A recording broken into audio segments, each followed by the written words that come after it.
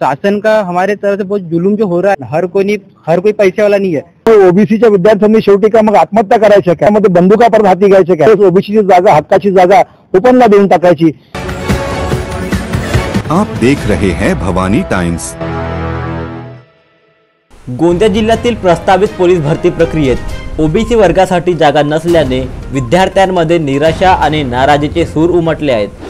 2022-23च्या police भरती प्रक्रियेतही OBC वर्गासाठी 110 जागांमध्ये स्थान नव्हते आणि यंदाही परिस्थिती तशीच असल्याने ओबीसी विद्यार्थ्यांनी आंदोलनाचा इशारा दिला आहे। गोंदिया जिल्ह्यामध्ये जी प्रस्तावित भरती आता पोलीस शिपाई पदाकरता होणार आहे, त्या प्रस्तावित भरतीकरता पोलीस विभागाने जी कंपनीकृत यादी आरक्षणाची जाहीर केली, त्या यादीमध्ये 97 जागा एकंदरीत दाखवल्या आहेत। पण 97 जागेमध्ये 19% हक्काचं ओबीसीचं आरक्षण जे आहे त्यामुळे 0 जागा त्यांनी दाखवण्याचा प्रयत्न केला आहे। आणि त्याच्यामुळे ही जी भरती आता होणार आहे पुढच्या काळामध्ये, त्या भरतीमध्ये आमच्या ओबीसी वर्गाचा एकही विद्यार्थी त्यामध्ये सिलेक्ट होणार नाही आहे। हा अतिशय अन्याय आणि भेदभावपूर्ण वागणूक या ओबीसी विभागाच्या मुलांसोबत होत आहे। त्याचप्रमाणे मागच्या 1.5 वर्ष पहिले 22-23 मध्ये जी भरती झाली होती, त्या ठिकाणी सुद्धा 110 जागा असताना तेव्हा सुद्धा ओबीसी वर्गाकरता एकही जागा देण्यात आली नव्हती।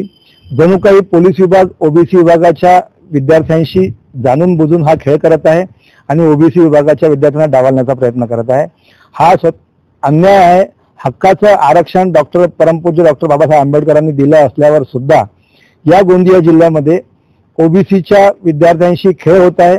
आज ज्या विद्यार्थ्यांचं वय 27 वर्ष झालं, त्यांनी जर 2 वर्ष तयारी केली आणि ऐन भरतीच्या वेळेस जर त्या ठिकाणी आरक्षणचा त्याच्यामध्ये एकही जागा नसेल तर मग त्या पोरांनी जायचं कुठं? कारण की त्याची वयोमर्यादा 28 आहे, त्याला ओपन मध्ये जावं लागेल। त्याच्यामुळे ओबीसीच्या विद्यार्थ्यांनी शेवटी का मग आत्महत्या करायच्या का? त्या पोरांनी शेवटी या नक्षलग्रस्त जिल्ह्यांमध्ये बंदुका परत हाती घ्यायच्या का? शासन एकीकडे नक्षलवाद संपवण्याचा प्रयत्न करत आहे, संपवण्याच्या गोष्टी करत आहे आणि नक्षलवाद संपवताना जर ओबीसी विद्यार्थ्यांवर ओबीसी समाजाच्या लोकांवर जर अन्याय होत असेल तर या पोरांनी शेवटी करायचं काय? यांच्या आईवडिलांनी करायचं काय? घाम गाळून आपल्या पोरांना शिकवायचं, शिक्षण द्यायचं, फिजिकल फिटनेससाठी तयारी करवायची, हजारो लाखो रुपये खर्च करायचे आणि ऐन पदभरतीच्या वेळेस ओबीसीची जागा हक्काची जागा ओपनला देऊन टाकायची, हे निरंतर यांची सवय होऊन गेलेली आहे। आम्ही जेव्हा एसपी साहेबांशी भेटलो त्यांनी सांगितलं का इतर जिल्ह्यातून जे पोरं या ठिकाणी आंतरजिल्हा बदली होऊन येतात त्यांच्यामुळे हे जागा आमच्याकडे एक्सेस असते आणि त्याच्यामुळे पुढचे किती वर्ष आम्ही विचारलं की पुढच्या भरतीत तरी आम्ही सांगू शकत नाही। हा शासनाचा धोरणात्मक निर्णय असल्यामुळे आम्ही विनंती केली त्यांना की या भरतीमध्ये ही भरती रद्द करावी आणि याबाबत गोंदिया नक्षल जिल्हा आहे, गोंदिया आदिवासी जिल्हा म्हणून ओळखला जातो संपूर्ण महाराष्ट्रात। या जिल्ह्याकरिता गृह मंत्रालयाने मुख्यमंत्री जे विदर्भाचे आहेत आणि प्रफुल्ल पटेल इथले मोठे नेते आहेत, त्यांनी या बाबीकडे जातीने लक्ष घालून इथल्या जिल्ह्याच्या पुरांवर अन्याय होणार नाही या बाबीकरता विशेष प्रयोजन म्हणून शासनाकडे धोरणात्मक त्यांनी मार्गदर्शन मागावं असं आम्ही त्यांना विनंती केली। मेरा नाम राज सुरभत भगत है। मैं भी पुलिस भर्ती की तैयारी कर रहा हूँ।